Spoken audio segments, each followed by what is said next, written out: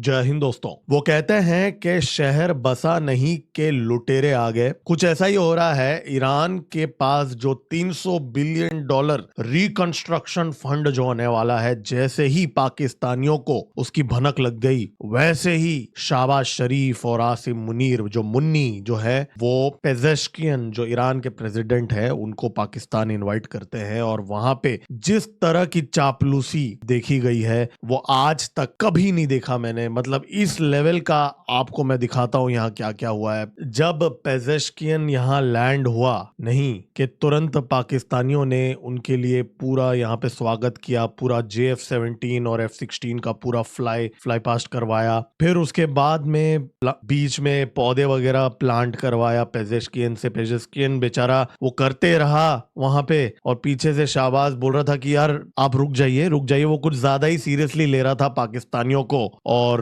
देखिए ईरानी जो है ना वो पाकिस्तानियों के कंपैरिजन में तो बहुत ज्यादा सीधे हैं। मतलब अगर आप देखें उनके जो IRGC और इंटेलिजेंस एजेंसीज जो करते हैं वो अलग बात है, लेकिन अगर वो जब व्यवहार करते हैं आपके साथ, बिजनेस करते हैं, तो उस एंगल में वो पाकिस्तानी जैसे जिलेबी जैसे टेढ़े नहीं है। उनको यहाँ पे मामू बनाया गया, पूरा एक मंच पे बुलाया गया और उसको एक फेक डिग्री दी गई। जी हाँ, पाकिस्तान का मेडिकल डिग्री। अब पेजेश्कियन जो है वो एक कार्डियोलॉजिस्ट है, उसके देश में प्रेसिडेंट बनने से पहले था, ऐसा माना जाता है। अब कितना सच है वो था। तो अब यहाँ उसको ये दिया जा रहा है। और असल बात तो यह है कि पाकिस्तान के अंदर पूरे विश्व में सबसे ज्यादा फेक डॉक्टर्स हैं। जी हाँ, पाकिस्तान में इस समय 6 लाख फेक डॉक्टर्स हैं, 6 लाख, ठीक है। और वो लोग अपना जो फेक सर्टिफिकेट इस बंदे को दे रहे हैं, ठीक है। और मुन्नी ने भी जिस तरह का मस्का लगाया, पूरा बैठ के, मतलब एकदम उसका बॉडी लैंग्वेज भी अगर आप देखेंगे एकदम ऐसे ऐसे, जैसे ही $300 बिलियन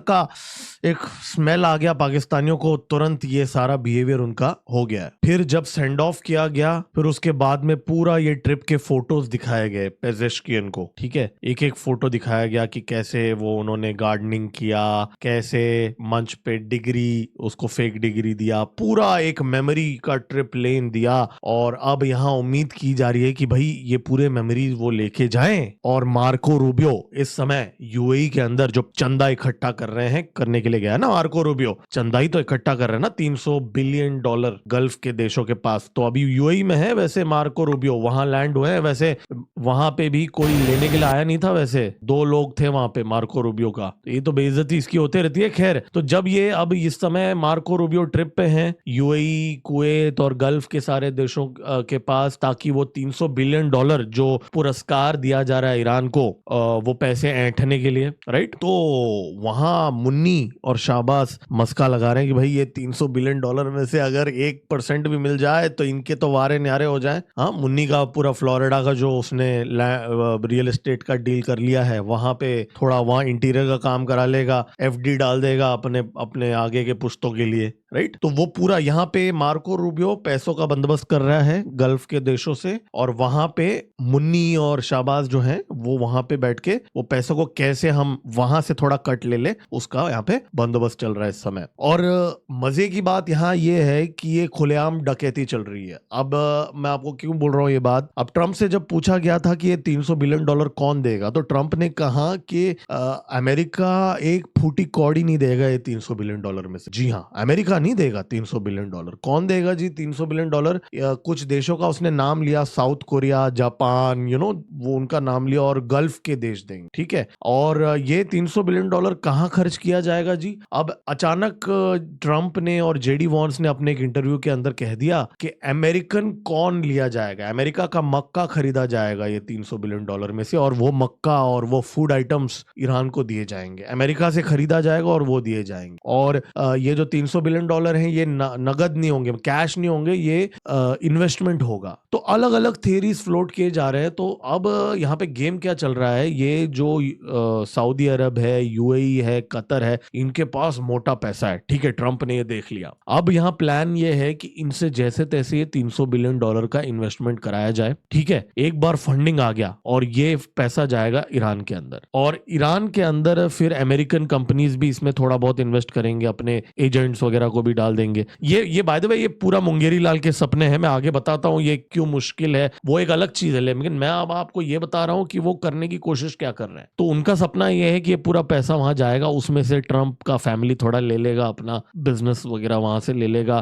थोड़ा पाकिस्तानी जो उसके जो दोस्त हैं आजकल मित्र है वो लोग थोड़ा पैसे ऐंठ लेंगे वहां से, और पूरा बकरा बनाया जा रहा है गल्फ के देशों को। ठीक है, और गल्फ के देशों को बोला जा रहा है कि जी आप ये रिकंस्ट्रक्शन करा दीजिए ईरान को, हमने आपके लिए ईरान से न्यूक्लियर वेपन्स हटवाए हैं, उसके बदले बहुत छोटी कीमत है $300 बिलियन, ऐसा पोजीशन किया जा रहा है। लेकिन सच यहाँ यह है कि फरवरी के महीने से पहले क्या सिचुएशन, स्ट्रेट ऑफ हॉर्मुज में कोई टोल नहीं था। फरवरी महीने से पहले ईरान के पास कोई न्यूक्लियर वेपन नहीं था, एटलीस्ट ऑफिशियली IAEA ने भी ये माना उनके लास्ट इंस्पेक्शन के मुताबिक। और आज सिचुएशन ये है कि ईरान बोल रहा है कि मैं टोल चार्ज करूंगा। अब वो टोल नहीं बोलता है, वो कोई ट्रांजिट फीस बोलता है, इंश्योरेंस बोलता है, जो भी है, प्रोटेक्शन फी, पैसे लेंगे बोल रहा है। ऊपर से $300 बिलियन भी चाहिए उस, ऊपर से जो फ्रोजन अकाउंट्स में पैसे हैं ईरान के, $100 बिलियन से ज्यादा पैसे हैं ईरान के वेस्ट के बैंकों के अंदर, उनमें से $6 बिलियन $12 बिलियन ईरान मांग रहा है इस समय कि भाई वो पैसे भी हमें दे दो, कैश दे दो।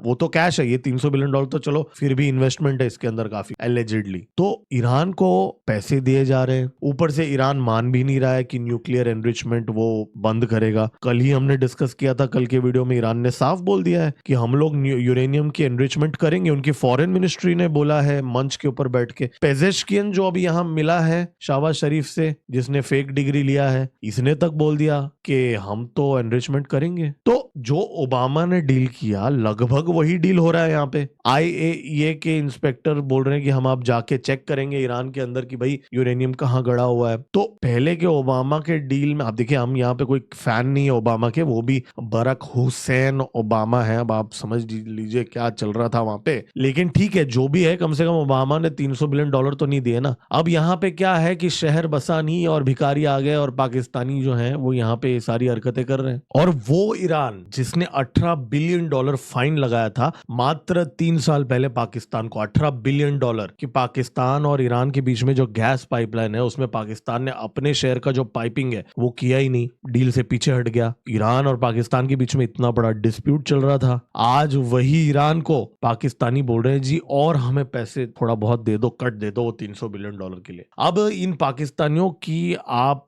ये भी देखिए कैसा ये दलाली कर रहे हैं। जयशंकर जी ने बिल्कुल सही कहा था, ये दलाली ही कर रहे हैं। अब आप देखिए, इन्होंने IRGC और ये ईरानियों को जाके बोला होगा कि हम वहां गोरे लोगों से बिलियंस ऑफ डॉलर्स आपके लिए पैसे निकलवाते हैं, ठीक है, बशर्ते आप, ये मेरी थियरी है जो आप सब जानते हैं, इसकी प्रोबेबिलिटी कितनी हाई है, इनका खुराफाती दिमाग पाकिस्तानियों का यही तो होता है। तो उन्होंने बोला होगा यार वहां से हम बिलियंस ऑफ डॉलर निकाल लेते हैं और उस प्लान में ट्रंप हमारा साथ दे रहा है इस समय, और आप बस उसमें से थोड़ा सा एक कट हमें दे दीजिए और आपको आपका पैसा मिल जाएगा रिकंस्ट्रक्शन के लिए और हमें हमारा कट मिल जाएगा। ट्रंप को उसकी फैमिली और उसके बिजनेसेस को उस 300 बिलियन में से उसका कट मिल जाएगा और पैसे देंगे गल्फ के देश और सब खुश। ये मुंगेरी लाल के सपने इस समय डोनाल्ड ट्रंप और उसके जो चमचे हैं वो देख रहे हैं, और इस स्कैम को एग्जीक्यूट करने के लिए मार्को रूबियो जो है डी फैक्टो स्कैम ही हो गया एक तरफ से, वो पहुंच गए UAE में। अब यहां नया एंगल ये है कि पेजेश्कियन ने, ईरान के प्रेसिडेंट ने, इसको फ्लिप कर दिया। वो अभी ये बोल रहा है कि चलो जी अगर इतना बड़ा सुलह वगैरह हो रहा है, ठीक है, $300 बिलियन ना मिला, कल 100 बिलियन भी मिल जाए ईरान के लिए तो बहुत बड़ी बात है। तो अमाउंट तो ठीक है, लेकिन एक बार सेटलमेंट हो जाए तो इसके बाद में जो नया सिक्योरिटी आर्किटेक्चर होगा उसमें Pakistan, Qatar, Saudi Arabia, Egypt और तुर्की को साथ में आना पड़ेगा, इस्लामिक देशों को साथ में आना पड़ेगा और यहाँ पे एक नया आर्किटेक्चर बनाना पड़ेगा जिसके अंदर US ना। तो अब आप देखिए ट्रंप की जो सो कॉल्ड उसने जो गेम खेला है इसके अंदर कितना बड़ा यहाँ पे हार हुआ है अमेरिका का। ट्रंप का हार नहीं बोल रहा हूं, अमेरिका का हार हो रहा है। ट्रंप तो अपना मस्त कमा लिया यार, उसने पैसे कमाएगा, वो निकालेगा इसके अंदर अपना बेनिफिट, लेकिन अमेरिका का कितना बड़ा नुकसान होगा आप ये देखिए। और भारत के लिए, इजराइल के लिए, पूरे विश्व के लिए ये कितना बड़ा न्यूसेंस वैल्यू यहाँ खड़ा हो रहा है वो आप देखिए। अगर Pakistan, Qatar, Saudi Arabia, Egypt, तुर्की बाय चांस वो नहीं होंगे वो अलग बात है, थोड़ी देर बाद में वो भी आपको बताऊंगा क्यों मुश्किल है, लेकिन अगर ये आ जाते हैं एक साथ तो इसके बाद में पूरा जो ऑलरेडी जो माफिया बना है ओपेक के अंदर, जिसको तोड़ा गया यूएई के द्वारा, वो और ज्यादा पावरफुल हो जाएगा। और आप तो जानते ही हैं कि ये जो एक्सिस है, हेक्सागन एक्सिस, जिसकी बात नेतान्याहू ने, मोदी जी के साथ जब नेतान्याहू की मीटिंग हुई थी कुछ ही महीने पहले, फरवरी के महीने में, कहा था right, hexagon alliance, Sunni axis की बात की थी नेतान्याहू ने। तो वो पूरा यहाँ पे डेवलप होते हुए दिख रहा है और इस सुन्नी एक्सिस के अंदर ईरान एक आउटलायर होगा। और यही वो कारण है जो ये भी हमें बताता है कि ये मुश्किल क्यों है, क्योंकि अब सऊदी अरेबिया, यूएई और कतर, इनके आपस में चाहे जितने भी मुठभेड़ हो, ठीक है, लेकिन at the end of the day ये है तो सुन्नी ना। और मोहम्मद बिन सलमान ने ये तक कह दिया था कुछ साल पहले कि अगर ईरान को न्यूक्लियर वेपन मिलेगा तो सऊदी को तो फिर लेना ही पड़ेगा। इस लेवल का जब कंपटीशन है तो उस टाइम पे सऊदी अरेबिया अब क्या ये बात मानेगा? और इनके आपस में भी जब ईरान का तेल आएगा मार्केट के अंदर, राइट,